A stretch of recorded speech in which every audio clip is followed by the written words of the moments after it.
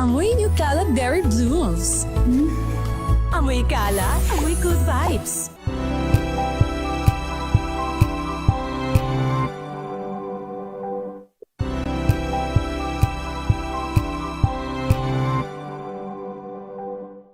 Maagang balitaan, maagang usapan sa mga issue at balita. Kasama si Kuya Angelo Palmones sa Magandang Umaga Pilipinas. Mula Lunes hanggang Biyernes.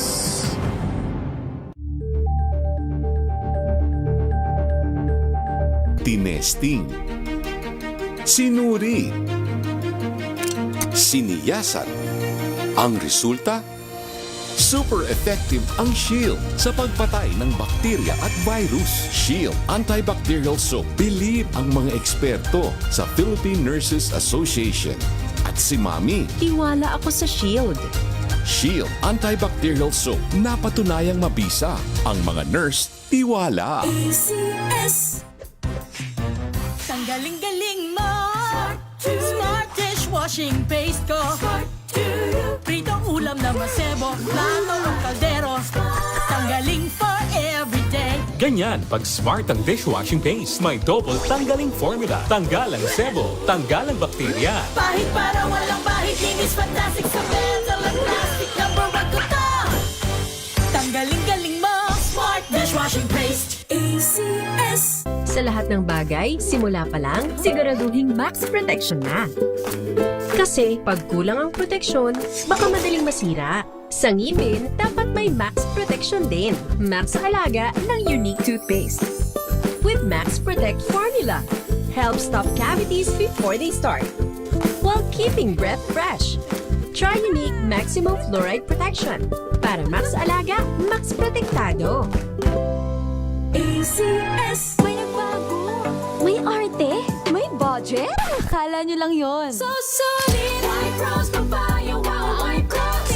White rose papaya. Wow, white rose. White rose papaya. May glow up with a white rose papaya. White Rose Papaya. May puti power times 2 kasi may papaya at niacinamide. May shea butter and tea tree oil pa. Kutis sulit ang glow up. Glow up with a white rose papaya. White Rose Papaya. Kutis sulit ang glow up. ACS. Wow, ang saya. Isang barangay na labada, puro mancha pa. Goodbye, pahinga. Mommy, isang laba lang yan sa Pride Bar Blue. May powerful stain-away enzymes na malupit sa dungit mancha. At di masakit sa kamay. Isang laba lang yan. Hello, pahinga. Hello, Pride Bar Blue. ACS. Unboxing MXV Tea. This is a unique combination of mangosteen and pandan. Each box has 20 tea bags that can be steeped to 1 glass or up to 1 liter of water. Enjoy it hot or cold. Shop at Lazada, Shopee, and in leading drugstores nationwide.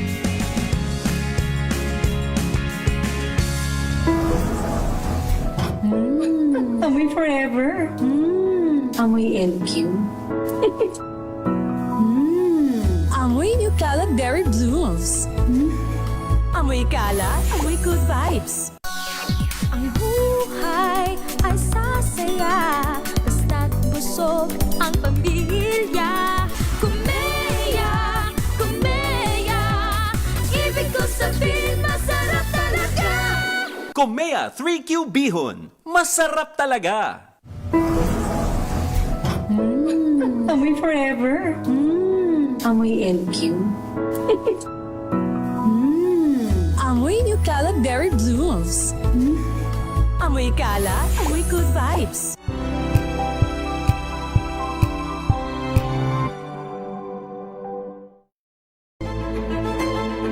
Pakikinggan ang bawat panig. When you fight for justice, think about the queer people. Kung hindi kami magkukwento, sino ang magkukwento para sa amin? Ang mga panawagan, ipababatid. Hindi talaga ito masusing pinag-aralan ng gobyerno. The women who are beaten and abused. It's time to listen to their voices. Tunghayan ang iba't ibang boses, mga kwento mula sa iba't ibang anggulo. dito lang sa Point of View. Mapapanood tuwing linggo, alas 12 ng tanghali sa DZRH TV.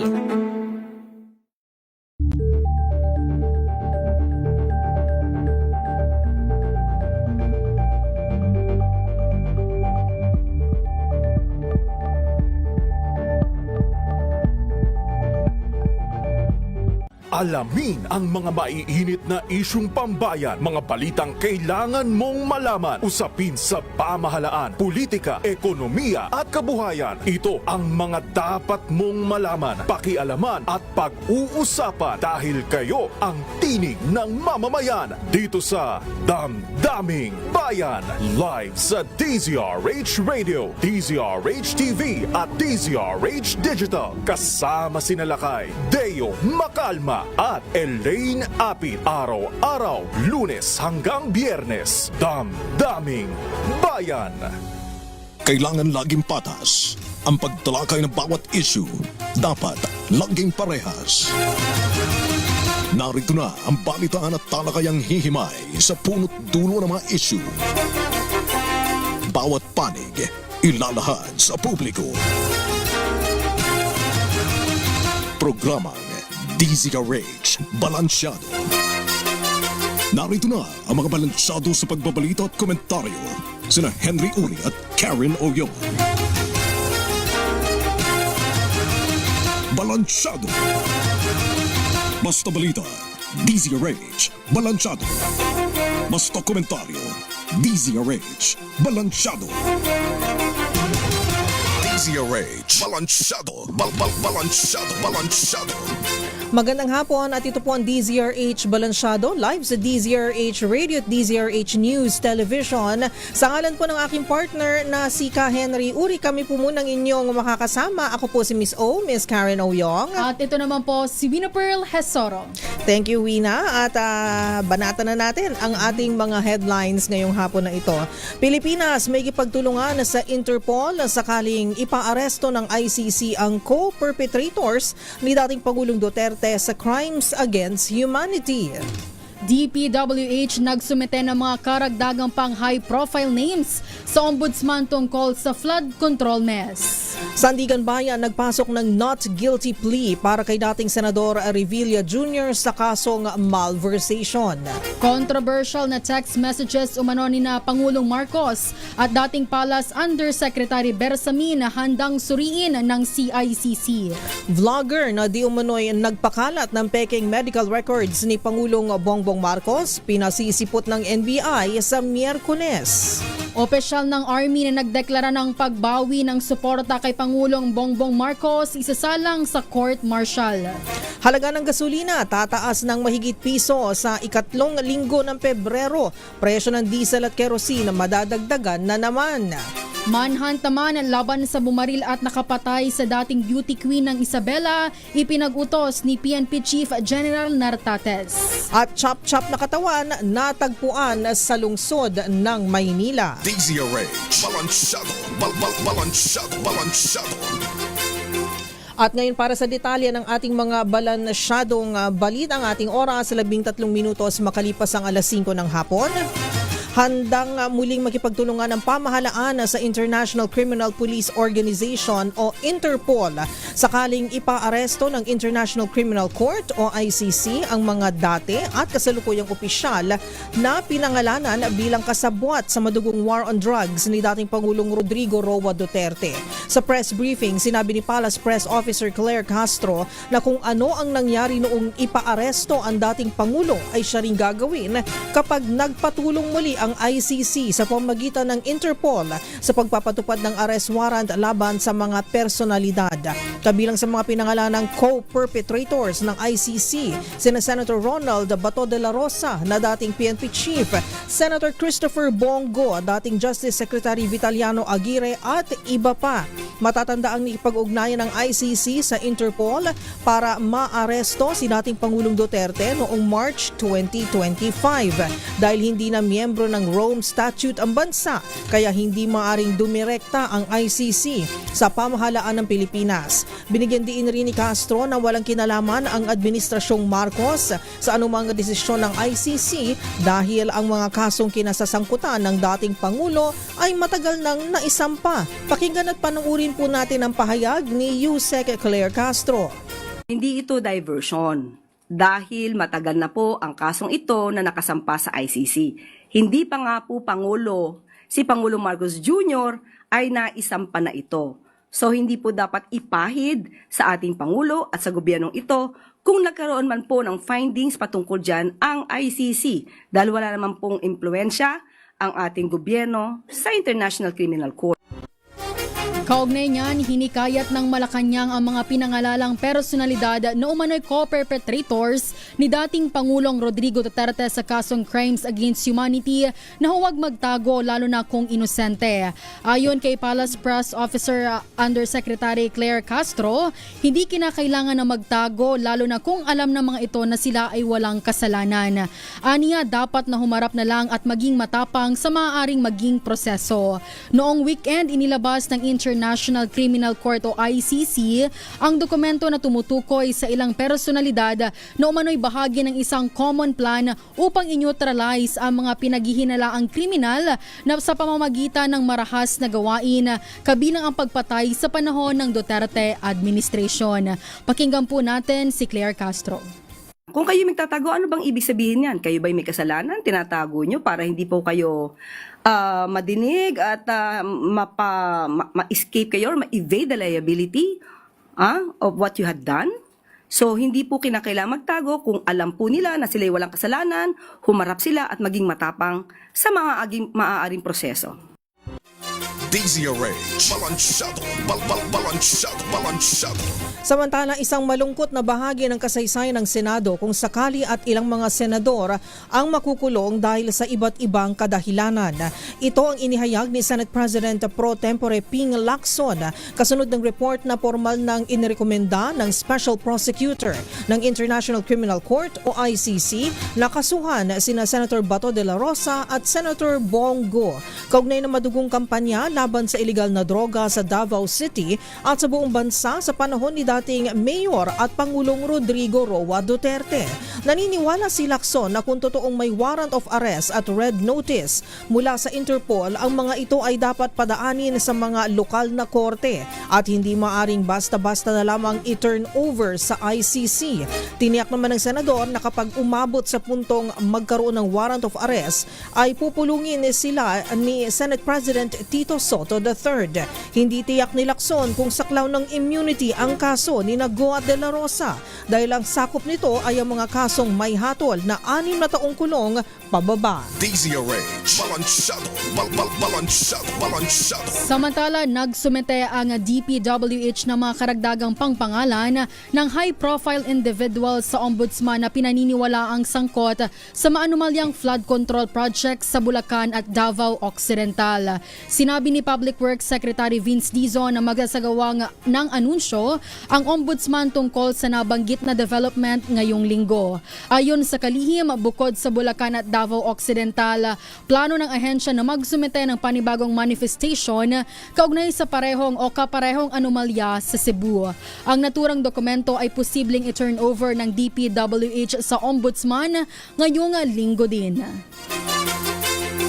Samantala, hindi naghain ng plea si dating Senator Bong Revilla Jr. sa kanyang arraignment para sa kasong malversation kaugnay ng umano'y 92.8 million pesos na Ghost Flood Control Project sa Pandi, Bulacan. Dahil dito, otomatikong inihain ng Sandigan Bayan 3rd Division ang not guilty plea para sa dating mambabatas.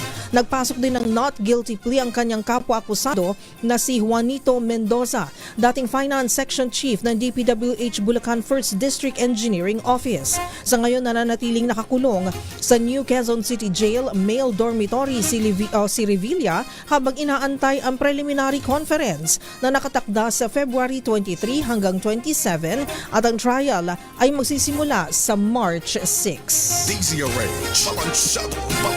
Balansyado. Samantala, isasalang na rin sa preliminary investigation sa Curly Disgaya dahil sa natuklasang partisipasyon sa 96 million pesos na halaga ng Ghost Flood Control Project sa Davao Occidental. Sabi ni Assistant Ombudsman Miko Clavano, hawak na nila ang mga ebidensya at affidavit o sinumpaang salaysay ng iba't ibang individual na magpapatunay sa pagkakasangkot ni Disgaya. Gaya ng pananatili ng kanyang kontrol sa St. Timothy Construction Corporation na nakuha ng maraming kontrata sa DPWH. Pakinggan at punoorin po natin ito. A manifestation was given by the DPWH through Secretary Vince Dizon, now impleading Mr. Curly Disgaya in the same case sa Davao Occidental where his wife is also already impleaded. So nagkaroon po ng revelation dun sa mga affidavits ng iba't ibang tao na si Curly Disgaya ang may beneficial ownership or nag-exercise po ng control dun sa mga kumpanya na sangkot dito sa Davao Occidental na kaso. Ayon kay Clavano, bumuo na ang ombudsman ng investigating panel at bibigyan nila ng pagkakataon si Disgaya na makasagot at tiniyak na susundin nila ang tamang proseso. DZRH. Balansyado. Aminado naman ang Independent Commission for Infrastructure na matatagalan pa ang forfeiture order mula sa Court of Appeals para sa mga air asset ni Zaldeco. Ayon kay Yusek Aboy Paraiso, chairman ng ICI Technical Working Group, property rights ang pinag-uusapan at hindi ito maiuuwi sa Pilipinas hanggat walang kautusan mula sa CA. Sa ngayon, ginagastusan pa ng pamahalaan ang hangar at maintenance fee ng ilang na-freeze ng air assets ni Co. Matatanda ang sinabi ni DPWH Secretary Vince Dizon na tinangkang i-register ang mga ito upang maibenta, ngunit sila ay nabigo. Nasa 5 billion pesos na anya ang na-freeze na air assets ni Co, kabilang ang 2 Agusta Westland helicopter at Gulfstream na nasa Malaysia at Singapore. DZRH. Balansyado. Samantala, handa namang investigahan ng Cybercrime Investigation and Coordinating Center ang umano'y palitan ng text messages ni Pangulong Ferdinand Marcos Jr. at dating Palace Undersecretary Adrian Bersamin na sinasabing bagman ng Pangulo. Sabi sa DZRH News ni CICC Executive Director Undersecretary Aboy Paraiso, kung hihingin ang kanilang tulong, may kakayahan ang ahensya na tukuyin ang authenticity ng mensahe. Malalaman umano nila kung manipulado, edited o isang uri lamang ito ng high-level identity spoofing na gumagamit ng messaging app Signal para manipulahin ang publiko at i-frame ang government official sa flood control mess. Ayon kay Paraiso, isang staff ng hindi na niya pinangalan ng senador ang nabiktima na rin ng ganitong scam. Pinag-aaralan na ng CICC ang posibilidad na i-block na sa Pilipinas ang encrypted messaging app kung saan maaaring itago ng users ang tunay nilang pangalan at numero ng cellphone.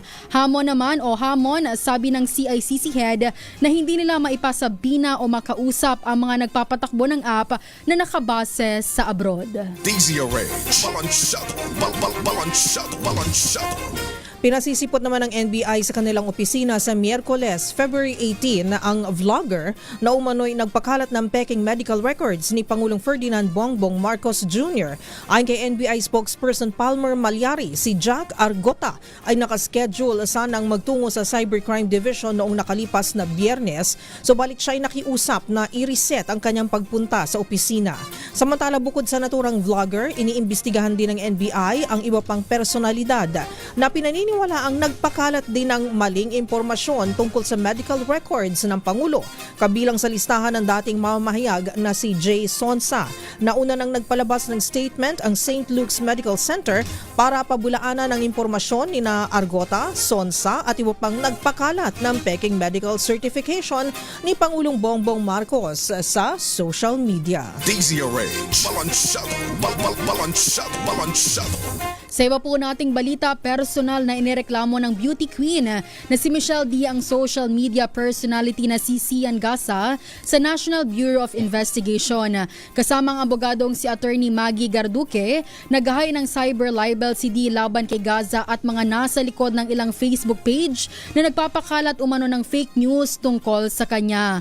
Idiniin ni D na may tiwala siya sa sistema at umaasang lalabas din ang katotohanan, lalo pa totoong buhay na ang apektado. Bagamat hindi idinetalye, hindi umano dapat i-normalize ang mga sinasabi ni Gaza na dapat matutunang irespeto ang mga kababaihan.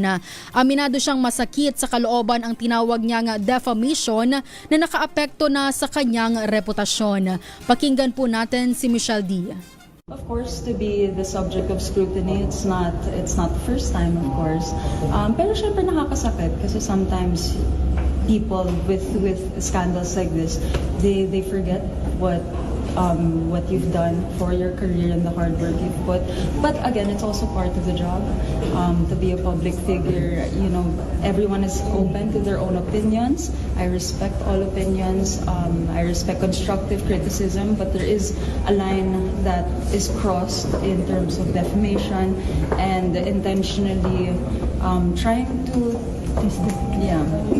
to take your career out of your hands.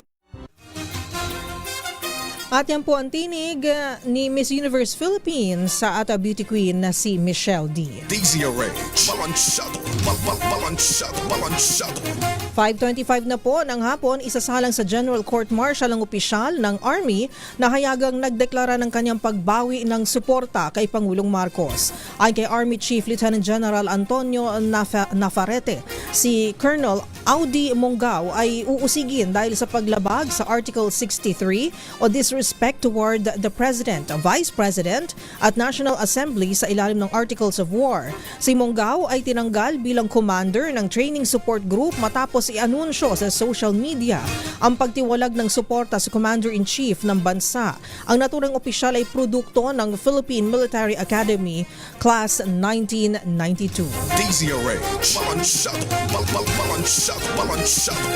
Samantala, abiso po sa mga motorista, ihanda na ang inyong mga bulsa dahil kasado na ang taas presyo sa mga produktong petrolyo bukas, February 17. Sa magkakahiwalay po ang abiso ng mga kumpanya ng langis, 1 peso and 20 centavos ang dagdag presyo, ito ay sa kada litro ng gasolina. Habang kapwa tataas naman po ng 60 centavos ang kada litro ng diesel at kerosene. Epektibo po ang oil price adjustment ng karamihan ng kumpanya bukas alas 6 ng umaga. Sa kaugnay na balita, muling iginiit ng Department of Energy na tali ang kamay nila sa serye ng oil price increases na pang-anim na sunod na linggo na ngayon. Ayon kay Energy Secretary Sharon Garin, hindi nila posibleng madiktahan ang mga kumpanya sa presyuhan dahil sa umiiral na oil deregulation law at diskwento lamang ang maaari nilang iapila. Idiniin ng kalihim na nakadepende ang presyo sa pandaigdigang merkado dahil imported ang mga produktong petrolyo sa bansa. Ito rin anya ang dahilan kung bakit nila isinusulong ang oil exploration upang hindi na umasa pa sa importasyon.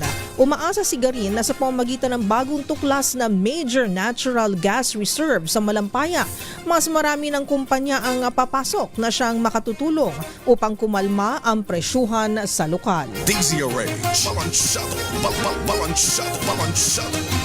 Samantala, kapwa nga pinagahanap na ng pulisya ang mga suspect sa pagpatay ng dating beauty queen sa Isabela at isang electric cooperative official sa Oriental, Mindoro. Alinsunod ito sa direktiba ni PNP Chief General Jose Melencio Nartates Jr.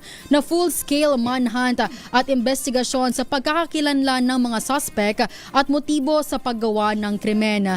Pinagbabaril ng mga suspect na nakamotorsiklo ang 32 years old na public school teacher at dating Miss Philippines Earth 2013 runner-up na si Lulet Jane Ramilo de Guzman sa harap mismo ng kanilang bahay noong Biyernes sa barangay Kabaritan, San Manuel, Isabela. Nakaligtas naman mula sa insidente at ang tatlong anak ng biktima na kasama niya sa loob ng sasakyan na pinaulanan ng bala. Sa magkahiwalay naman na insidente, patay rin sa pamamaril si Tony Mendeja, ang dating miyembro ng Board of Directors ng Oriental Mindoro Electric Cooperative Cooperative sa Pinamalayan Oriental, Mindoro. Pauwi mula sa isang memorandum agreement at signing para sa Solar Lights Project mula sa Calapan City, Semendeja nang siya'y pagbabarilin ng hindi pa nakikilalang suspect na nakaangkas rin sa motor.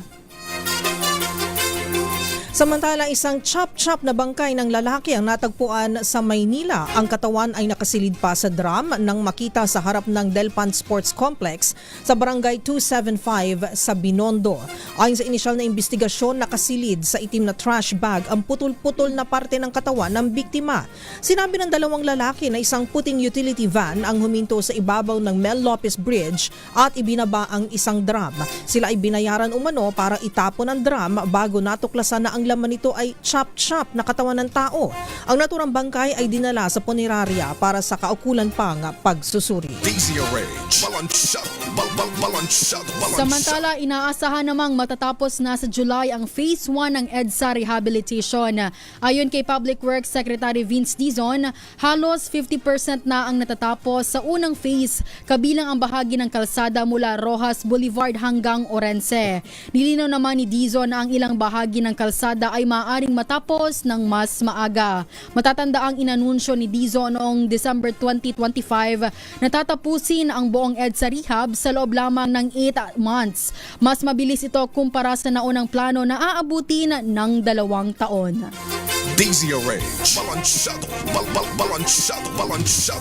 Unang bugso pa lang po yan ng ating balitaan dito po sa DZRH Balansyado. Magbabalik po tayo makalipas ang ilang mga paalala. Ako po si Miss O, Miss Karen Oyong. At ito naman po si Vina Pearl Hesoro. Ang ating oras 30 minutos makalipas po ang alas 5 ng hapon.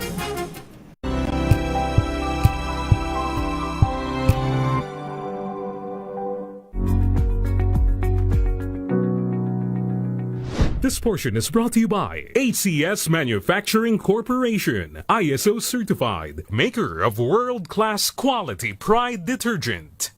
Sa paglipas ng panahon, kasabay nito ang patuloy na ebolusyon ng teknolohiya at isa sa itunuturing na pinakamalaking breakthrough dito ay ang paglaganap ng Artificial Intelligence o AI. Ngunit dahil sa kakayahan nitong tapatan o lamangan ang mga tao sa maraming bagay, marami ang kumakalat na mga haka-haka tungkol sa tunay na kapasidad nito. Bagay na pinasinungalingan ni Bernard Marr, isang world-renowned futurist.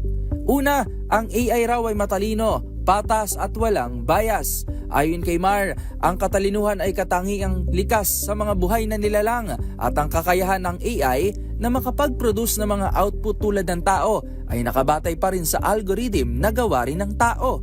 Ito ang dahilan kung bakit hindi masasabi na walang kinikilingan ang AI. Halimbawa na lang sa Amerika, gumagamit sila ng AI para makatulong sa pag-predict ng pattern ng mga krimen, maging sa pagbuo ng mga hatol. Sa katunayan, lumalabas sa pagsusuri ng New York-based journalism entity na ProPublica na mas may pagkiling ang AI sa white people kumpara sa Afro-American population.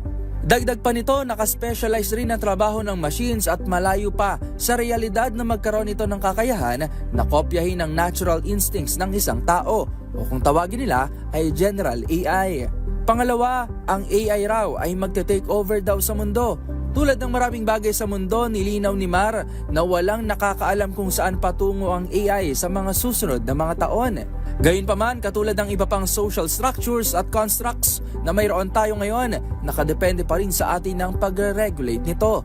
Bilang mga tao, nakikita natin ang benepisyo ng AI sa buhay natin at hawak natin ang responsibilidad na patuloy itong pagyamanin para sa ikabubuti ng lipunan at pigilan ang pang-aabuso rito. This portion is brought to you by HCS Manufacturing Corporation, ISO certified, maker of world-class quality Pride detergent.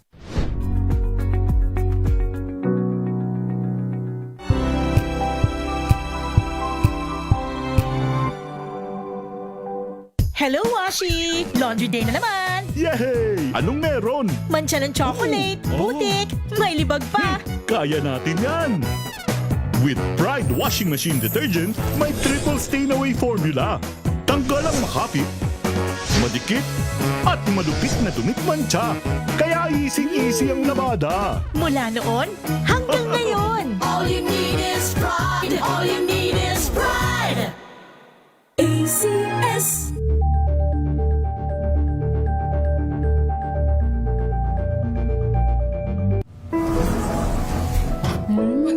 Amoy forever. Amoy LQ. Amoy New Caleb Berry Blues. Amoy kalat, amoy good vibes.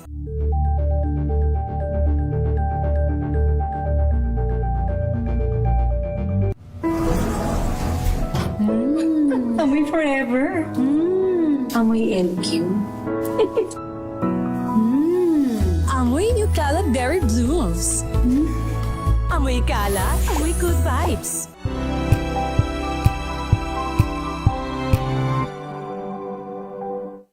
Maulan man, no worries na amoy kulong ang damit. Charm Fabcon, bangong kumakabloom, tanggal amoy kulog sa bango ng charm. Kaya gamit ko, Charm Fabcon with Bloom Fresh technology. Kills 99.9% of kulob-causing bacteria. May aroma burst pa of thousands of flowers and berries. Ang sampay sa loob, no amoy kulob. Bangong kumakabloom sa charm. Charm Fabcon. ACS.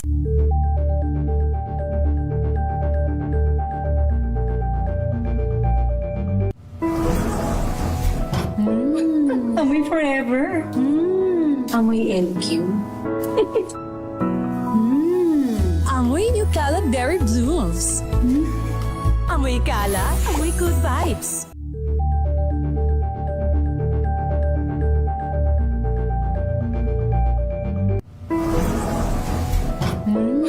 Amoy forever. Amoy LQ. Amoy New Caleb Berry Blues. Amoy kalat, amoy good vibes.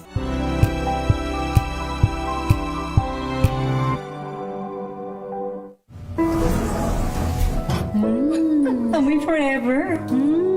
Amoy LQ. Amoy New Caleb Berry Blues. Amoy kalat, amoy good vibes.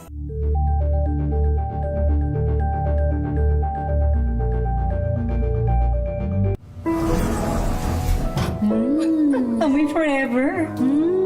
Amoy LQ. Amoy New Caleb Berry Blues. Amoy kalat, amoy good vibes.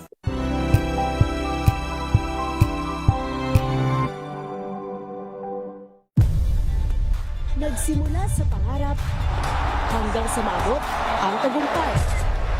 Iba't ibang kwento, iba't ibang mukha ng atletang Pilipino.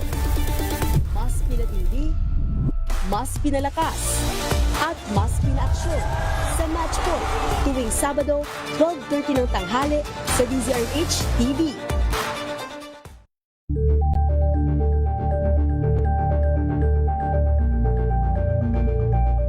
Tambalang Anthony Taberna at Jerry Baha ang gigising sa inyong umaga dahil lalatay ang humahagupit na diskusyon at komentaryo Lunes hanggang Biyernes sa 2x2.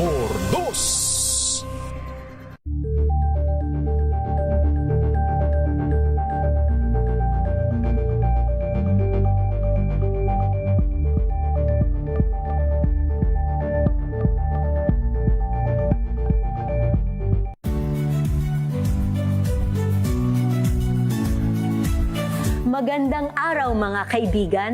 Ito po ang inyong balerina ng bayan, si Lisa Macuja Elizalde na nag-aanyaya sa inyong samahan kami at ang aming mga espesyal na panauhin para sa kalahating oras ng masayang kwentuhan sa aming programang Art to Art, kung saan ang usapang sining at kultura ay para sa lahat. Huwag kaliligtaan, tuwing linggo, alas 3:30 ng hapon, dito lamang sa DZRH Radio, DZRH TV, at via online streaming.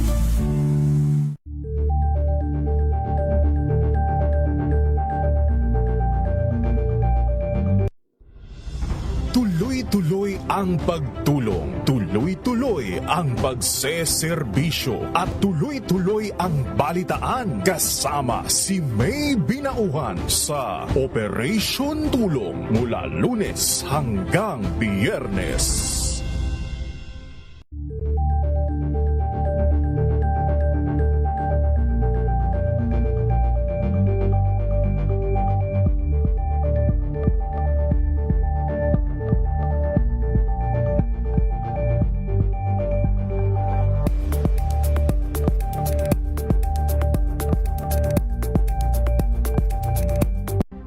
maagang balitaan, maagang usapan sa mga issue at balita. Kasama si Kuya Angelo Palmones sa Magandang Umaga Pilipinas. Mula Lunes hanggang Biyernes.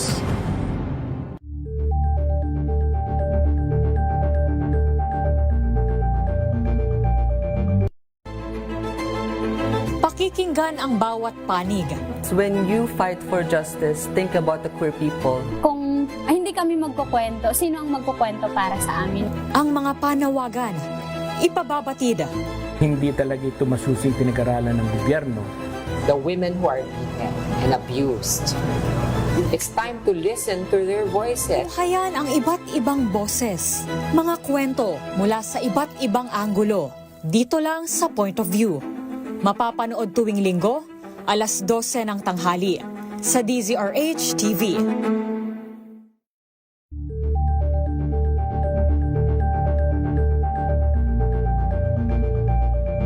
Alamin ang mga maiinit na isyung pambayan, mga balitang kailangan. Balansadong balita, balansadong issue. At ang ating oras sa 5:40 na po. Nagbabalik po ang ating programa DZRH Balansyado dito lamang po sa DZRH Radio at DZRH News at Television. At ilang oras na lamang po at tayo po ay magsi-celebrate na, makikisaya po tayo kasama po ang Filipino-Chinese community para po sa Chinese New Year. Kong hei, Fat Choy, Xinyan Kuela. Happy New Year po sa ating lahat. Mamaya-maya. Pero maaga po ang ating pa-Chinese New Year ngayon. Ito parang maganda itong background na to. Gamitin natin to. Ayan, para feel natin. Dahil mukhang magpapamigay rin ng ampaw na may lamang limpak-limpak na salapi ang ating ninong ngayon na nasa kalsada para sa ating Malakas promo. Kasama po natin, of course, ang MX3. Nasa linya na natin via Zoom sa Tondo, Maynila sila ngayon, si Noche Kakas. Kong hei Fat Choy, Ninong Noche. Ito na ang ating winner sa Malakas promo kasama ang MX3. Dito ako believe. Go ahead, Noche. Na-excite ako masyado kasi. Noche, kumusta kayo dyan sa Tondo, Maynila? Yan, Miss Kay, live tayo ngayon pa rin dito sa may Mel Lopez Boulevard o mas kilalang Road 10, North Harbor. Dito sa Barangay 39, Tondo, Maynila.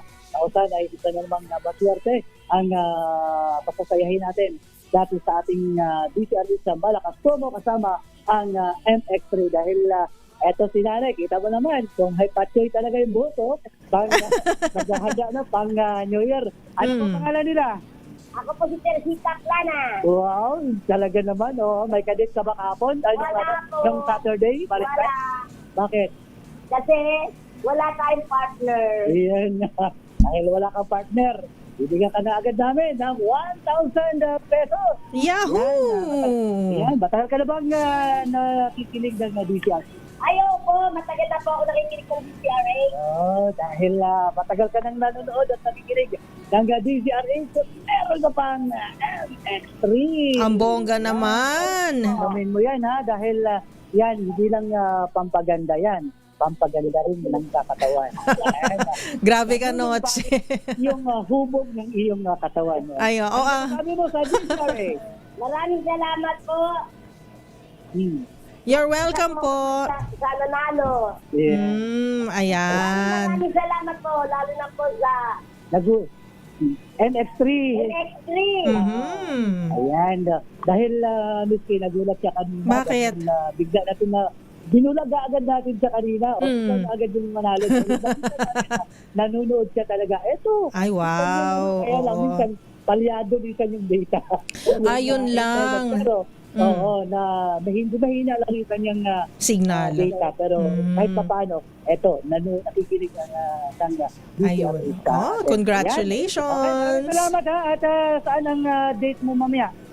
Dito lang po sa barangay. May duty po ako. Ayan. Sipag naman. Barangay police officer. Ayan. Barangay. Okay, maraming salamat Aling Teresita Plana. Okay? Okay, para naman sa mga gustong manalo ng aming DCRH sa Malakas promo, tumutok lang kayo. Malay nyo naman, kayo na ang susunod na winner manalo ng aming MX3 Cash DCRH sa Cash Malakas promo. Dahil mahal na mahal kayo ng DCRH sa aming mga masugid na taga-panood ng DCRH. Ako naman si RH27, nagsisapat DCRH una sa Pilipinas, una sa Pilipino. At yan po, si Noche Kakas kasama si Ma'am Teresita sa Barangay 39 Zone 3, Tondo, Maynila. Congratulations! Nanalo po kayo ng 1,000 pesos in cash. Ayan, agad-agad. At syempre, isa pong napakagandang gift box mula po sa MX3, pampahealthy, pampaganda, pampaswerte. Sabi nga ng ating partner, di ba, na si Ka Henry, health is wealth. Kaya dapat alagaan po natin yan at yan po dapat ang ating tinututukan, ang ating kalusugan para sa pagdating po ng Chinese New Year ay healthy po tayo. Ayan, so manatili po nakaantabay for more information, mga detalye, paano po manalo sa ating DZRH Malakas promo kasama po ang MX3. Ang ating oras, 15 minuto na lamang po bago mag-alas 6 ng gabi sa ating pagbabalik. Pag-usapan po natin ang mga cybercrime at ang mga fake news na mukhang naglipa na po ito ngayon. Kakausapin po natin ng isang eksperto dyan at kung ano po yung mga pwede pong kaharapin ng mga kaso pag kayo po ay nagpapakalat nito sa ating pagbabalik. Once again, ang ating oras, 15 minuto bago po mag-alas 6 ng gabi.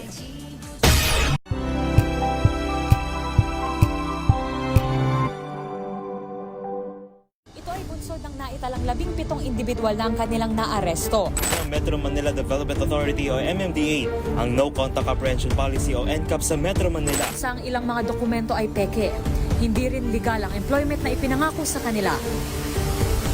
Sa mata ng batas, mananagot ang sangkot at may sala. Dahil sa bawat paglabag, may karampatang parusa. Alamin ang mga pananagutan sa likod ng mga bawal. Dito sa Hoy! Bawal Yan, tuwing Sabado, alas 11:30 ng umaga. Dito lang sa DZRH TV.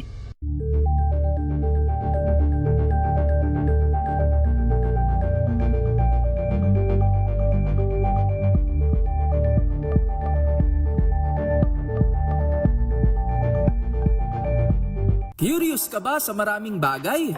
Kami na ang bahala dyan.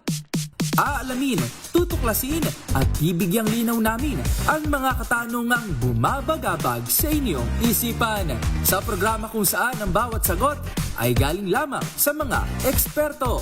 Ang Expert's Opinion, tuwing Linggo alas 3 ng hapon, dito lang sa DZRH TV.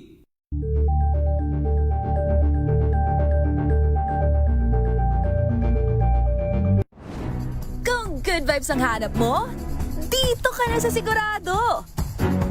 Mula sa mga istoryang nagbibigay ng inspirasyon hanggang sa mga kwentong may dalang solusyon.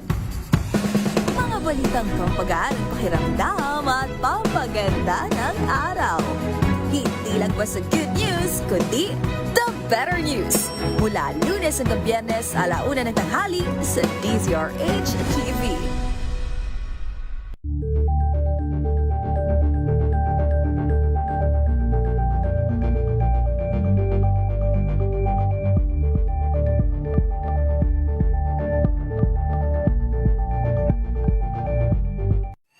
Mga balitang gigising sa inyong umaga. Mga balitang kailangan mong malaman. Mapapakinggan sa ACS Balita sa 2x2.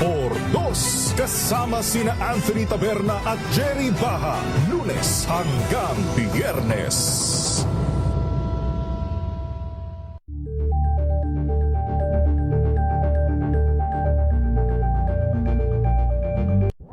Got you covered.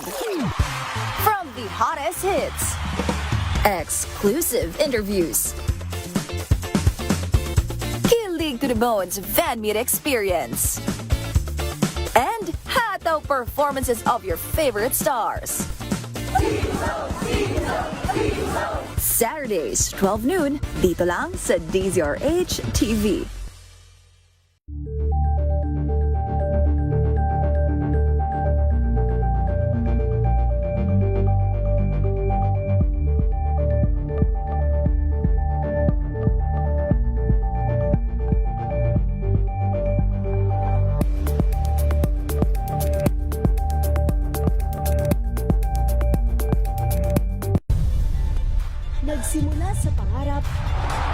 hanggang sa maabot ang tagumpay. Iba't ibang kwento, iba't ibang mukha ng atletang Pilipino. Mas pinatindi, mas pinalakas, at mas pinaaksyon sa Match Point tuwing Sabado, 12:30 ng tanghali sa DZRH TV.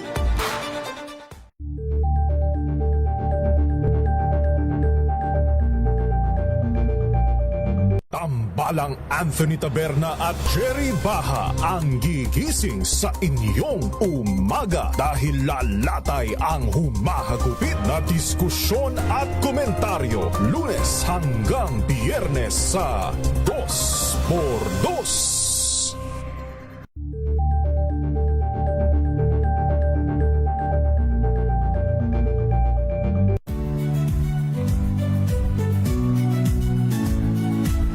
Magandang araw mga kaibigan. Ito po ang inyong balerina ng bayan, si Lisa Macuja Elizalde, na nag-aanyaya sa inyong samahan kami at ang aming mga espesyal na panauhin para sa kalahating oras ng masayang kwentuhan sa aming programang Art to Art, kung saan ang usapang sining at kultura ay para sa lahat. Huwag kaliligtaan, tuwing linggo, alas 3:30 ng hapon, dito lamang sa DZRH Radio, DZRH TV, at via online streaming.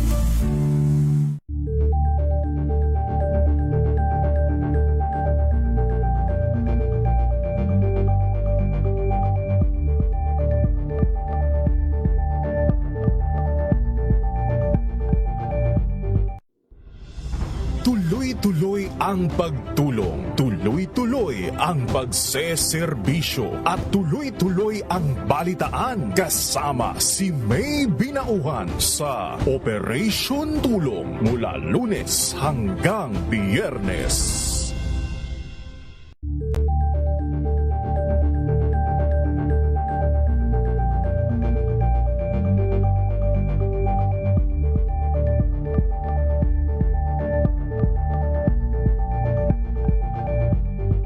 Maagang balitaan, maagang usapan sa mga issue at balita kasama si Kuya Angelo Palmones sa Magandang Umaga Pilipinas mula Lunes hanggang Biyernes.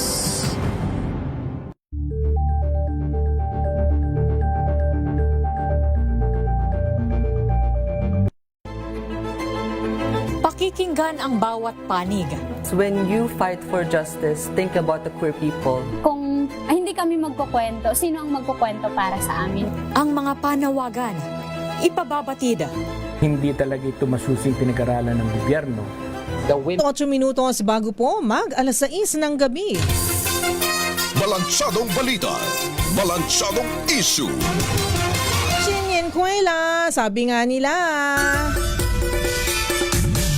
Kaswertein ba tayo ngayong Year of the Fire Horse? Pero mukhang hindi siya yung dapat nating tanongin. Pero ito, si Wina, yes, naniniwala siya. O, diba?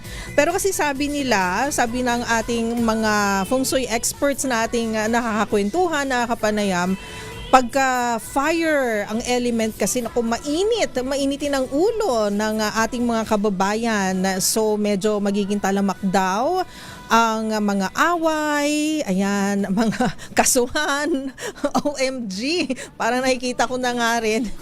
At medyo marami rin po ang mga nag-aaway sa kalsada. Grabe road rage ito. Pero on the positive side, sabi ni Master Wina, sino nagsabi sa'yo nito? Marami raw opportunities this year. Yun naman, sabi ni Attorney Nick Nangit, isa ring feng shui expert at attorney. Attorney na, feng shui expert pa, o diba? Pero iba naman pong isyong ating tatalakayin. Mukha pong napakahalaga po na pangaralan po at paalalahanan na ang ating mga kababayan na mahilig pong gumamit ng social media. Ano ba yung fake news na kumakalat ngayon?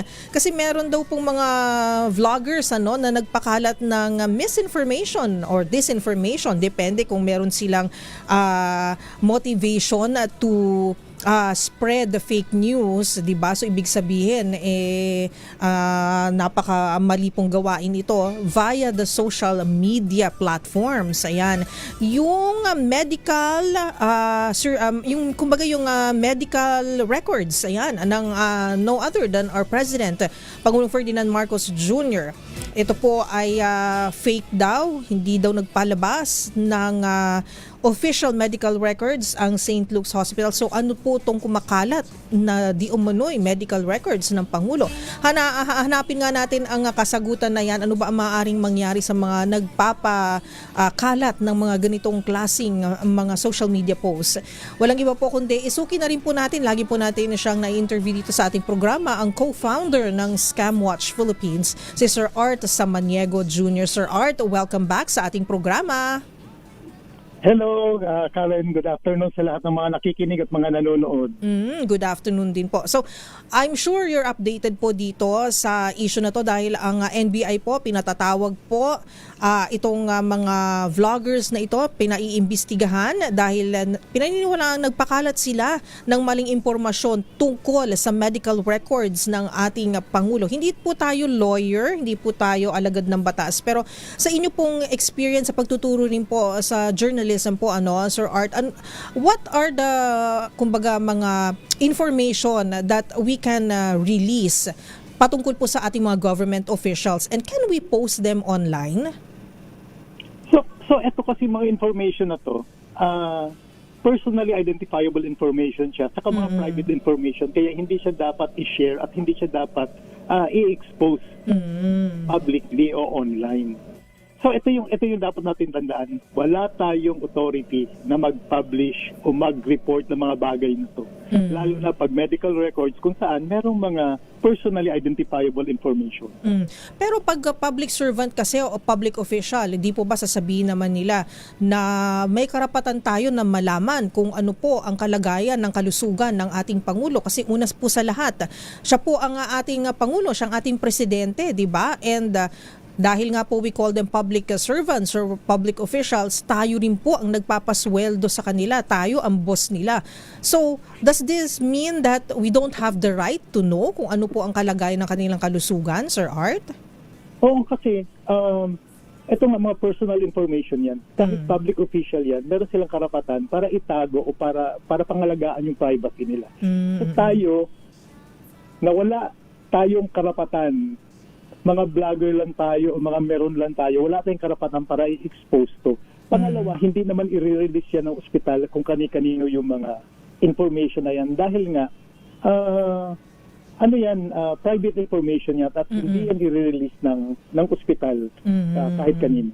Okay. So at least yung kumbaga ground rules na set na po natin, alam natin na nabanggit nyo po, Sir Art, na hindi pwedeng i-release kung kani-kanino, at kung magde-decide po na mag-release ang Malacanang, dapat may official po, tama po ba? May official announcement, may official po na pag-release po ng kalagayan ng kalusugan ng ating Pangulo. Tama. Kasi it's a matter of life and death. It's a matter of napakaseryoso na. Kailangan mag-release ang Malacanang ng health bulletin. Pero ito kasing ganito, dapat sa Malacanang manggagaling, hindi manggagaling sa mga vlogger o hindi manggagaling sa mga content creator. Mga sa YouTube o sa Facebook manggagaling.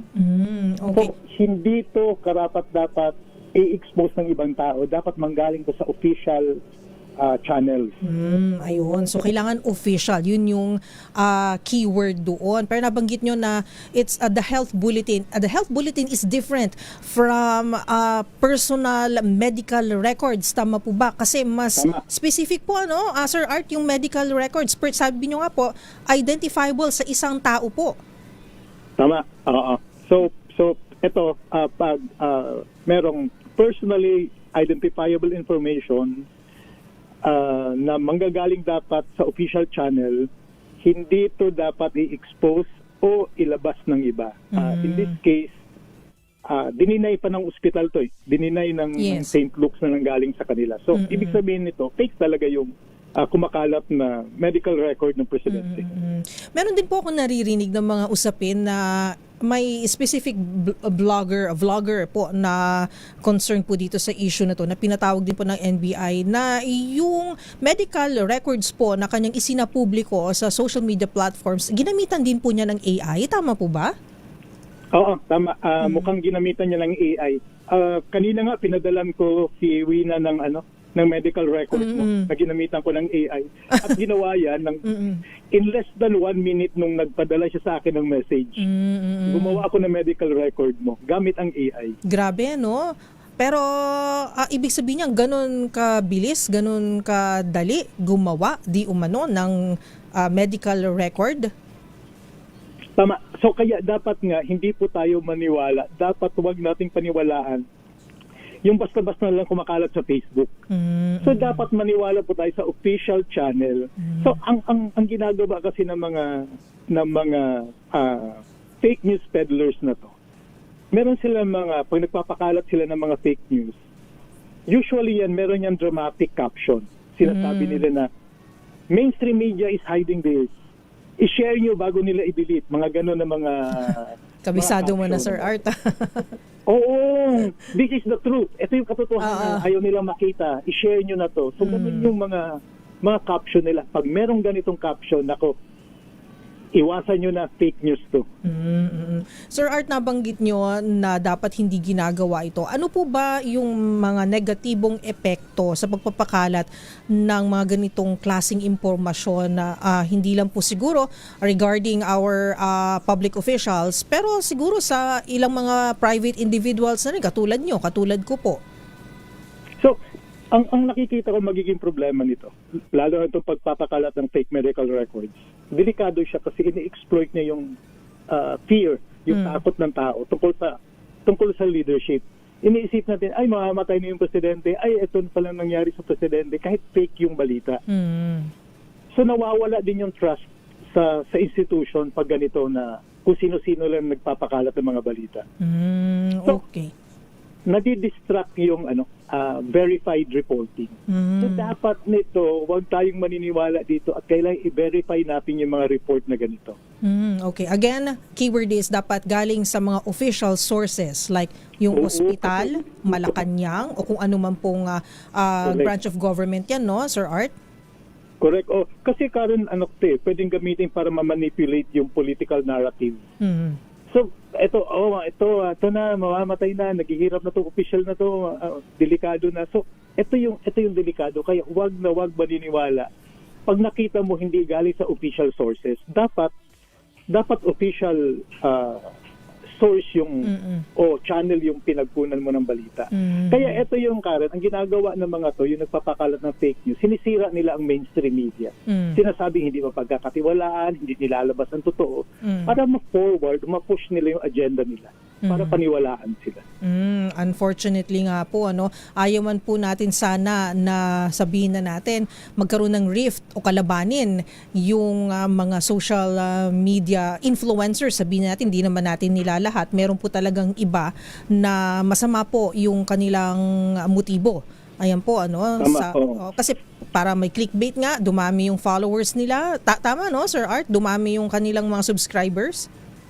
Oo, at saka para mapaniwala nila yung mga tao at ma-push nila yung agenda nila. Na napakadelikadong agenda nila. Parang mali yun, Sir? Opo. Parang mali yun, Sir Art. Ito ituro sa Journal School na for you to prove your story that it is true, you cannot destroy or you cannot parang use negative publicity para ma-prove yung mo, di ba, yung report mo? Oo. Para ma-prove mo ang report mo, dapat you should have 2 or more sources para i-prove yung balita mo, hindi para siraan yung iba at para i-push mo yung agenda mo. So mali yung ganitong paraan ng pag-push ng agenda. Di kasi sila mag-enroll sa Journal School, no, Sir Art? Biglang Hindi nila alam. Journalism student. Kaya nga, kailangan kumuha kayo niyan para alam nyo, basic yan di ba? Anyway, Sir Art, nabanggit natin yung AI naman. For the longest time, we've been talking about AI. May mga responsable pong gumagamit nito. So, what should we look out for naman pagka gumagamit tayo ng AI? So, ang AI, napakagandang solution, napakagandang bagay na nangyari sa technology. Pero dapat responsible tayo sa paggamit nito. Meron nang kumalat na video daw ng presidente kung saan nakikita mo na dun sa video niya medyo mabilis yung paggalaw pero ang background niya pareho wala ang paggalaw. So ibig sabihin ito may manipulate na yung video. So dapat responsable ang paggamit din natin sa mga solution na to. Tama, no? And siguro, mailabas ko lang, sa ibang bansa, meron akong nasagap na balita sa Albania, parang international news namin kanina ito, na may isang babae, ginamit daw yung kanyang boses at ang kanyang, yung kanyang imahe, bilang parang avatar ng isang government office sa kanilang bansa. And she's suing the government of her country. So, ito naman AI din, paggamit ng AI to, no? Pero this one naman, makakalaban niya yung bansa niya. Oo. So, yun. Dapat lang talaga responsible paggamit natin sa AI kasi pwedeng gamitin to ng kahit sino. So, ngayon yan, yung bansa niya ang gumamit. Sa atin pwede din mangyari yan. Kaya dapat makita natin ngayon na responsable ang paggamit natin sa AI. Okay. So, to wrap up this conversation, Sir Art, ano po ba yung mga red flags ulit aside from yung nabanggit nyo na caption, na kinakaption nila? Aside from that, ano po ba yung dapat nating tingnan, hanapin para masiguro natin na hindi po tayo basta-basta magugoyo, kumbaga, mai-impluwensya ng mga ganitong post, and to know na credible po yung mga post na nakikita natin sa social media? Dapat po merong verifiable source. So pag meron ka nakitang medical record na nakapost, dapat hindi lang yung magagaling sa isang tao o dun sa mga kaibigan niya. Dapat pag sinabi na kung halimbawa sa St. Luke's ang galing, dapat ma-verify ng St. Luke's talaga kung saan ang galing. So yun yung una, dapat merong verifiable source. So, pangalawa yung mga formatting, titignan mo kung mali ba yung pagkaka-format ng medical record, wrong grammar. So ito yung mga titignan mo mga red flags para malaman mo kung fake ba o hindi. Okay. And syempre, kailangan din ay maging mapanuri tayo sa mga impormasyon na yan dahil kung ikaw ay nag-post, ano po ba ang maaari pong mangyari? Pwede po kayong makasuhan. Tama ba, Sir Art? Tama, oo. Pwede kang makasuhan ng cyber libel dito kasi mali yung information at paninira talaga yung pangyayari na nag-post ka ng medical record ng presidente kung saan sinasabi mo may sakit siya pero wala naman. So mapanirang nakakasira to sa dignidad ng tao at pwede kang makasuhan. Will an apology cut will suffice? Baka sabihin, hindi ko po kasi alam sorry po, hindi ko na po ulitin. Naku, ignorance of the law excuses no. Oo nga po. Ayan. So, Sir Art, thank you very much for that information. Meron po ba tayong mga gusto pong i-announce sa mga activities niyo po dyan sa Scamwatch Philippines? Opo, gumagawa kami ngayon ng parang nationwide educational campaign, ka-partner namin ang CDCP. Pangalawa po, may partnership kami with the Canadian government para sa mga anti-scam efforts namin. Ayan, very good, So, we will be watching out for yung mga activities niyo. Of course, sa official social media pages lang po ng Scamwatch Philippines. Tama po ba, Sir Art? Tama po. Maraming salamat po. Thank you very much rin po, Sir Art. At yan po, si Ginoong Art Samaniego Jr., co-founder of Scamwatch Philippines. Nako, ang mga mahilig po ang mag-share at mag-post ng mga maling impormasyon. Na paulit-ulit po natin pinag-uusapan po yan, na kung kayo po ay naninira na po ng pagkatao o ng reputasyon ng isa pong tao tapos wala po kayong basihan wala rin po kayong ebidensya. Sabi nga po ni Sir R, to know kung ang isa pong post sa social media, sa Facebook man po yan, Instagram or Twitter, ay credible at totoo, kailangan may verifiable sources po yan. 2 or more. Ayan po. And it's not second hand or third hand. Sa journalism, we teach na dapat it's first hand. Narinig mong sinabi ng opisyal, meron kang mga official documents to prove it. So, mahalaga po yan, di ba? Journalism 101. Alright, ang ating oras, 9 minutos makalipas po ang alas 6 ng gabi. Magbabalik po tayo makalipas ang ilang mga paalala. This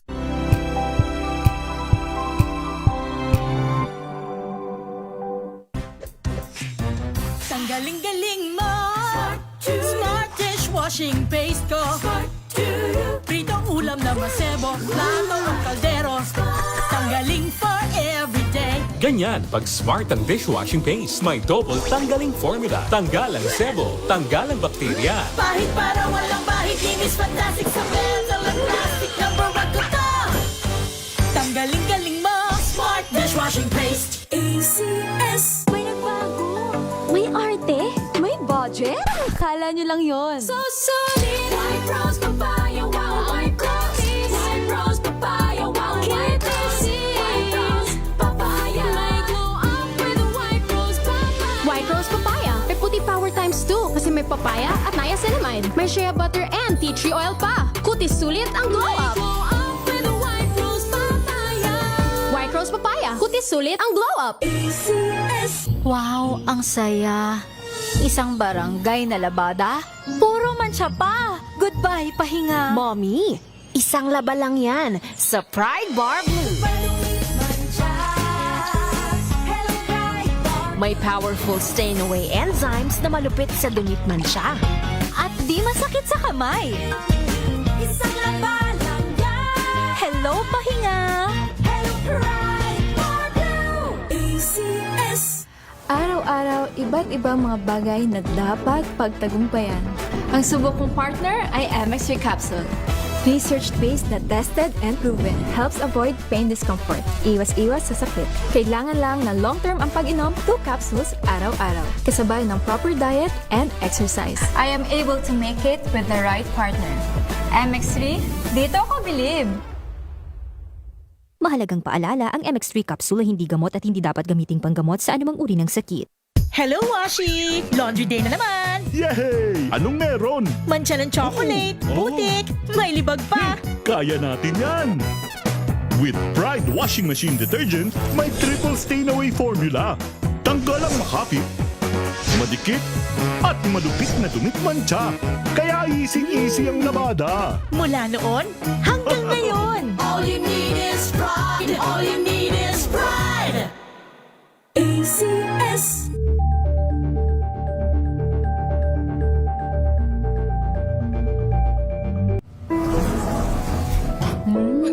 Amoy forever. Amoy LQ. Amoy New Caleb Berry Blooms. Amoy kalat, amoy good vibes. Sa lahat ng bagay, simula pa lang, siguraduhing max protection na. Kasi pag kulang ang proteksyon, baka madaling masira. Sa ngipin, dapat may max protection din. Max sa alaga ng unique toothpaste. With Max Protect Formula, help stop cavities before they start, while keeping breath fresh. Try unique maximum fluoride protection. Para max alaga, max protektado. ACS. Amoy forever.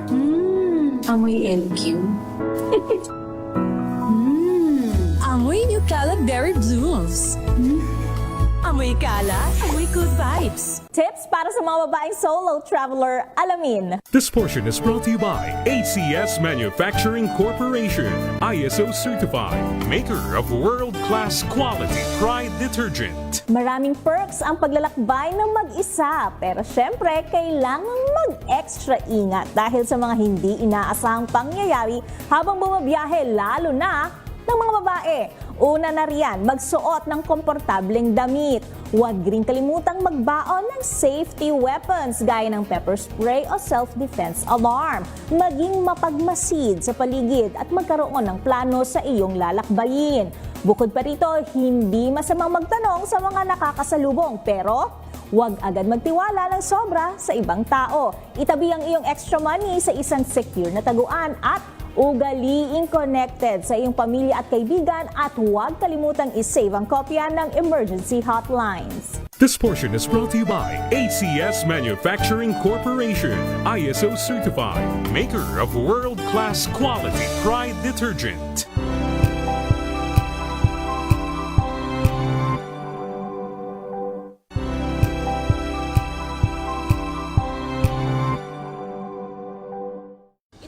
Ng naitalang 17 individual na ang kanilang naaresto. Ng Metro Manila Development Authority o MMDA ang No Contact Apprehension Policy o NCAP sa Metro Manila. Sa ang ilang mga dokumento ay peke. Hindi rin legal ang employment na ipinangako sa kanila. Sa mata ng batas, mananagot ang sangkot at may sala. Dahil sa bawat paglabag, may karampatang parusa. Alamin ang mga pananagutan sa likod ng mga bawal. Dito sa Hoy! Bawal yan! Tuwing Sabado, alas 11:30 ng umaga. Dito lang sa DZRH TV.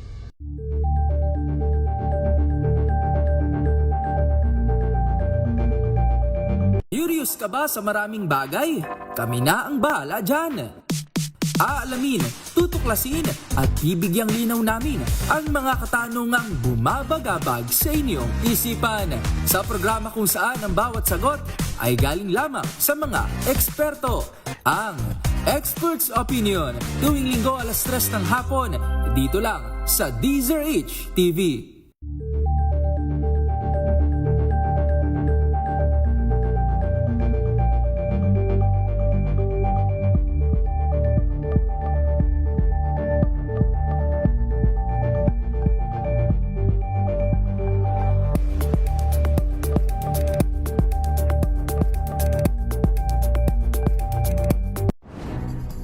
Good vibes ang hanap mo?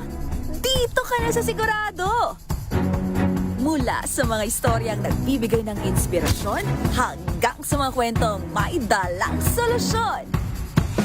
Mga balitang pampagaan, pakiramdam at pampaganda ng araw. Hindi lang ba sa good news, kundi the better news. Mula Lunes hanggang Biyernes, 1:00 ng tanghali sa DZRH TV.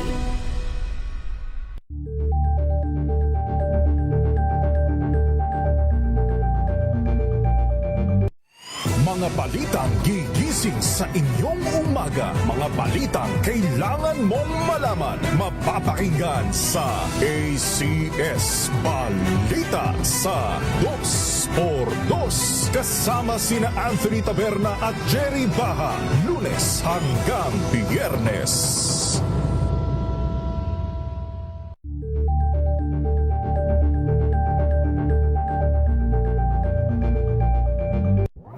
Got you covered. From the hottest hits, exclusive interviews,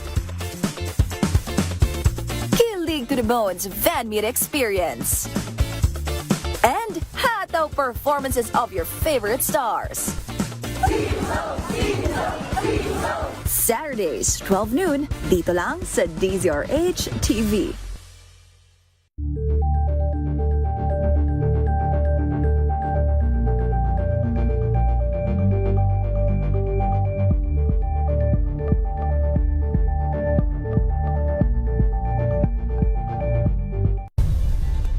Nagsimula sa pangarap hanggang sa maabot ang tagumpay.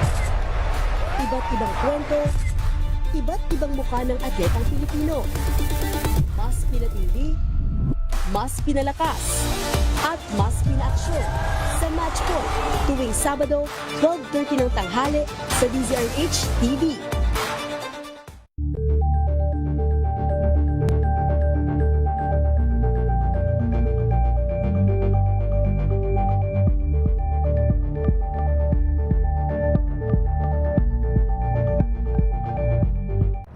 Malang Anthony Taberna at Jerry Baha ang gigising sa inyong umaga dahil lalatay ang humahagupit na diskusyon at komentaryo Lunes hanggang Biyernes sa 2x2.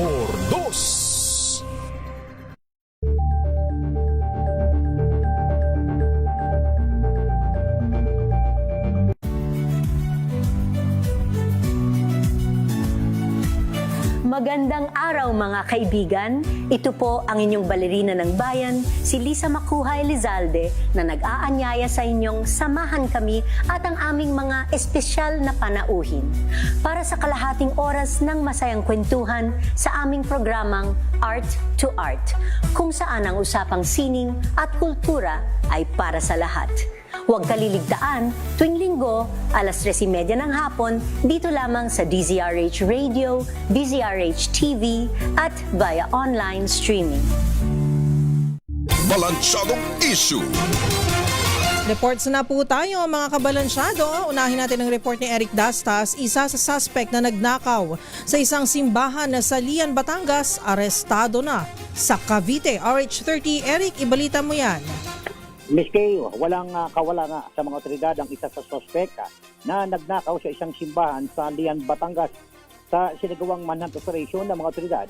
At sa ibinigay na rin impormasyon ng isang concerned citizen ay mabilis na nadakma ang sospek na nakilalang si Roland Dacurmo, 32 anyos, habang tinutugis naman na ang kasamahan nito na si alias Toto. Sa aking panayam kay Lieutenant Colonel Bismarck Mendoza, Hepe ng General Trias City, may nabigay sa kanilang himpilan ng impormasyon sa isa sa responsable na pumasok at nagnakaw ng mga donasyon at mahalagang gamit sa loob ng simbahan ng San Juan Bautista sa Lian, Batangas.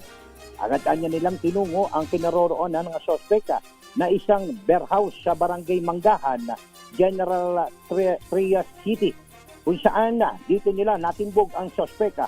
Sinabi ni Lieutenant Colonel Mendoza na agad niyang pinagbigay alam sa Lian Municipal Police Station na nahawak na nila ang sospekta at na-recover dito ang mga mahalagang personal na gamit ng pari at ng simbahan. Mga sobre kung saan nakalagay ang mga donasyon at humigit kumulang sa 13 kilo ng mga barya at mga bundle ng pera.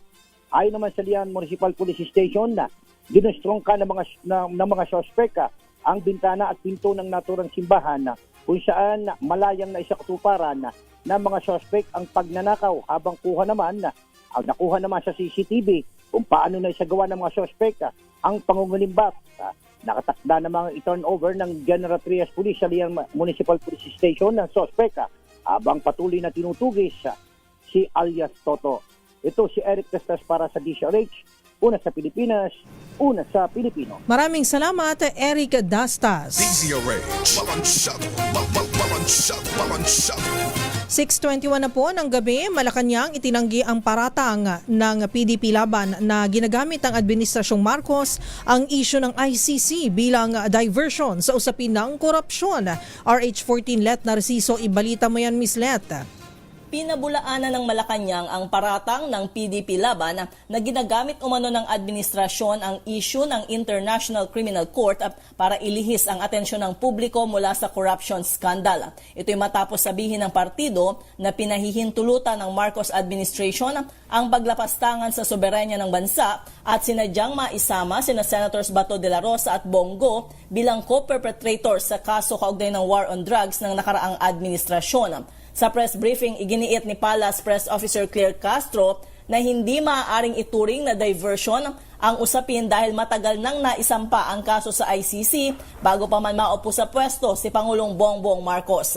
Ayon kay Castro, walang impluwensya ang kasalukuyang pamahalaan sa proseso ng ICC kaya't hindi dapat ipahid sa administrasyon ang anumang findings o hakbang ng ICC. Binigyang diin din ng palasyo na kahit noon pa ay may mga ulat na tungkol sa umano'y mga pagkukulang sa implementasyon ng war on drugs. Katulad anya ng naging pahayag noon ni Baguio City Mayor Benjamin Magalong na may nakita siyang mali sa mga operasyon. Ito si Let Narciso para sa DZRH. Una sa Pilipinas, una sa Pilipino. Maraming salamat, Miss Let Narciso. DZRH, balansyado, balansyado. Senator Bongo, todo depensa sa kaso sa ICC, hindi sunod-sunuran sa mga iligal na kautusan. RH28 Raymond Adpaas, ibalita mo yan, Raymond. Todo depensa si Senador Christopher Bongo sa pagkasama ng kanyang pangalan na inirekomenda ng Office of the Special Prosecutor na kasuhan sa International Criminal Court o ICC. Ayon kay Go, hindi ito sunod-sunuran sa anumang illegal na kautusan kanino man dahil kailanman ay wala umanong illegal na iniutos sa kanya ni dating Pangulong Rodrigo Duterte. Ginawa lang niya ang kanyang trabaho na naayon sa batas ng tao at batas ng Diyos. Wala umanong kinalaman ng kanyang trabaho sa operational matters at kampanya laban sa illegal drugs ng Philippine National Police dahil ang kanyang trabaho ay administrative, clerical at tumitiyak lang sa mga personal na pangailangan ni dating Mayor at Pangulong Duterte. Si Go kasama sina Senator Bato de la Rosa, dating PNP Chief Oscar Albayalde, dating Justice Secretary Vitaliano Aguirre at iba pa ay pinangalanan ng Office of the Special Prosecutor ng ICC bilang co-conspirators ni dating Pangulong Rodrigo Duterte sa kampanya laban sa iligal na droga. Ito si RH28, Raymond Adpaas para sa DZRH, una sa Pilipinas, una sa Pilipino. Maraming salamat, Raymond Adpaas. DZRH, balansyado. 8 LEDAC priority bills naman tinatalakay na sa komite ng Kamara. RH12 Milky Rigunan, ibalita mo yan ng Milky. Umusad na ang pagtalakay sa 8 panukalang batas na kasama sa priority measures ng LEDAC o Legislative Executive Development Advisory Council. Ito inayag ni House Majority Leader Sandro Marcos. Patunayan niya na umaaksyon ng Kamara para agad na mapagtibay ang mga panukalang batas. Ayon kay Marcos, nananatili ang focus ng Kamara ng panukala ay dapat direktang may epekto sa edukasyon, kalusugan, food security at social protection. Ang 8 panukalang batas ay ang modernisasyon ng Bureau of Immigration, National Land Use Act, pagbubuo ng Independent People's Commission, Presidential Merit Scholarship Program, amyenda sa Pantawid Pamilyang Pilipino Program, amyenda sa Magna Carta for Micro, Small and Medium Enterprises, at ang pagpapaliban sa eleksyon sa BARM. Ang mga ito ay nakabinbin sa House Committee on Appropriations. Una rito, iniulat ni Marcos, 12 out of 52 LEDAC priority measures ay naaprobahan na sa third and final reading ng Kamara. Ako si Milky Rigunan, nagulat para sa DZRH, una sa Pilipinas, una sa Pilipino. Maraming salamat, Manang Milky Rigunan. DZRH, balansyado. Mula naman po sa mga lalawigan, unahin natin ang report ni Jane, 28 years old na lalaki, nalunod sa ilog ng bayan ng Lope de Vega sa Northern Samar. Para sa mga detalye, balita mo yan RH34, Jane Galit Bantayan. Jane? Wala nang buhay ng matagpuan sa ilog ang 28 taong gulang na lalaki matapos ito ay malunod.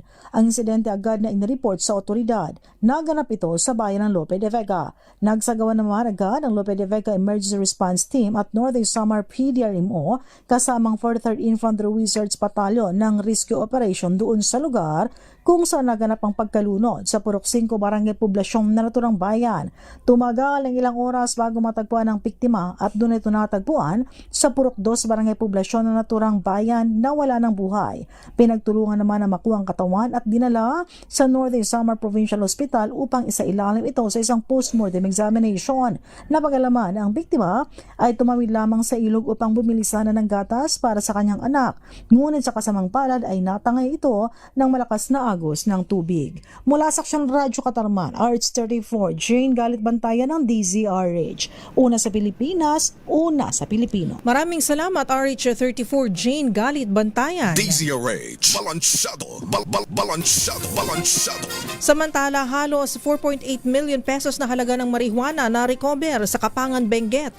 RH41, Romy Gonzales, ibalita mo yan, Romy. Tagumpay na nasamsam ng mga anti-narcotics operatives ang 4.8 milyong pisong halaga ng marijuana sa ikinasang bypass operation sa Barangay Sagubo, Kapangan, Benguet. Na-recover ng mga operatiba ng PDEA Cordillera at Kapangan Municipal Police Station ang 40 tubular packages ng tinatayang naglalaman ng 40 kilo ng tuyong down na marijuana. Nakatakas ang 2 hinihinalang drug traffickers na subject ng bypass sa operation matapos matunugan na mga alagad ng batas ang kanilang katransaksyon. Hinabol ng mga operatiba ang mga suspek hanggang sa kalapit na bangin kahit nagtamo ng galos at sugat, subalit nabigo nilang huli ng mga pinaginalan. Gayman, sasampahan pa rin sila ng kasong paglabag sa Republic Act 9165 o Comprehensive Dangerous Drugs Act of 2002. Ito sa RH41, Romy Gonzalez para sa DZRH. Una sa Pilipinas, una sa Pilipino. Maraming salamat, Romy Gonzalez. DZRH, balansyado, balansyado. Balitang foreign po tayo. Suspect sa Bondi Beach mass shooting sa Australia humarap na sa korte. Ibalita mo yan, Jackie Resho. Humarap na sa unang pagkakataon sa korte ang gunman sa Bondi Beach mass shooting sa Australia ngayong Lunes. Higit 15 katao ang nasawi sa malagim na krimen noong Disyembre, habang ipinagdiriwang din ng Jewish Hanukkah, kaya itinuturing din umano itong isang racist terrorist attack. Mahaharap ang 24 anyos na suspect na si Navid Akram sa 59 na kaso, kabilang ang 15 count ng murder at 40 count ng wounding with intent of murder dahil sa krimen. Pinaniniwala ang kasama ni Akram ang kanyang amang 50 anyos sa pagsasagawa ng krimen na nabaril at nasawi rin noong araw na iyon. Nagpakita sa korte via video link si Akram habang nakapiit sa Goulburn Correctional Centre, isang maximum security person sa Sydney. Sinabi naman sa media ng kanyang abogado na si Ben Archbold na hindi pa niya nakakausap ang kliyente tungkol sa naturang kaso dahil pasimula pa lamang ito ng proseso at inaasahang babalik sila sa korte sa Abril. Dagdag ni Archbold, kliyente lamang niya si Akram at hindi nila hinahayaan ang anumang personal na pananaw na humadlang sa kanilang mga profesional na obligasyon. At yan ang balita mula sa ibayong dagat. Ito si Jackie Resho ng DZRH, una sa Pilipinas, una sa Pilipino. Maraming salamat, Jackie Resho. At ngayon pabigay pa tayo ng cash prize sa ating Kring Kring Panalo promo. Makinig maigi! Ito na ang chance mo na manalo ng instant 500 pesos kapag narinig mo na ang mahiwagang Kring Kring. Tignan mo na ang iyong cellphone, baka ikaw na ang susunod naming winner sa Kring Kring Panalo Malacash sa telepono. Paano sumali? Bisitahin ang Facebook page ng DZRH, fill up pa ng Google Sheet na nakapin sa DZRH FB page at hintayin ang aming tawag sa telepono. Kring Kring na! Kring Kring na! At dahil Chinese New Year, magpapigay pa tayo ng sandamakmaka na papremyo. Nasa linya na po natin from Bulacan, si Sir Lee Philip Cruz. Akala ko Chinese na kasi Lee. Sir Lee Philip Cruz, magandang gabi po sa inyo. Hello po, Miss Karen. Good evening, sir. Kung hei fa choy xin yan la. Sir, gusto Miss Karen. Ayo, gusto pa manalo? Gusto. Opo. Bay, nagsasapawan tayo, sir. Masyado tayo excited. Gusto bang manalo ng 500 pesos, sir? Yes po, Miss Karen. Of course. Sagutin mo lamang po ang tanong na to, Sir Lee. Ano po ang istasyon ng radyo sa AM band ang kauna-unaan sa Pilipinas at numero 1 sa pinaka-latest na survey? Ano po yan? Anong sagot, Sir Lee? DZRH, una sa Pilipinas, una sa Pilipino. Ang sarap talaga pakinggan pag tama ang sagot at feel na feel. Dahil dyan, Sir Lee Philip Cruz, meron kang 500 pesos! Congratulations, Sir Lee! Salamat po! Ayan po si Sir Lee Philip Cruz ng Bulacan. Nanalo po ng 500 pesos sa ating Kring Kring Panalo promo. At panalong-panalo po kayo dahil susunod na po ang Usapang Legal dito po sa DZRH. Ang topic po ni Attorney Cheryl Adami Molina, utang ng asawa, dapat bang bayaran? Alamin yan sa DZRH Usapang Legal kasama si Attorney Cam at Thea Petro Corpus. At pagdating po sa utang, dapat pag Chinese New Year, walang utang, o diba? Para swerte buong taon, o diba? Iwasan po ang mangutang. Anyway, ating oras 6:32 na sa ngalan po ng bumubuo ng DZRH Balansyado at ng aking partner na si Ka Henry Uri. Ako po si Miss O, Miss Karen Oyong. Bye! Ang